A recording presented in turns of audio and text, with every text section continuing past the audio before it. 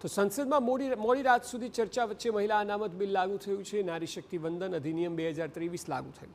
કેન્દ્રીય કાયદા મંત્રાલયે મહત્વપૂર્ણ નોટિફિકેશન જાહેર કર્યું છે। નારી શક્તિ વંદન અધિનિયમ 16 એપ્રિલ 2026થી અમલમાં લાવ્યાની જાહેરાત થઈ છે।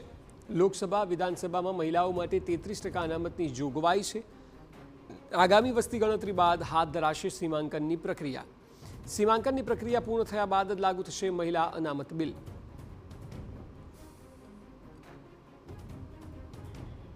ભારતીય લોકશાહીના ઇતિહાસનો મહત્વનો દિવસ, જ્યાં મહિલા અનામતથી જોડાયેલા 3 મહત્વના સંશોધન બિલ પર આજે વોટિંગ થવાનું છે। લોકસભામાં સાંજે 4 વાગે મતદાન થશે। સીમાંકન બિલ 2026 પર વોટિંગ થશે। લોકસભા બેઠકોની સંખ્યા 543થી વધારીને 850 કરવાનો પ્રસ્તાવ છે।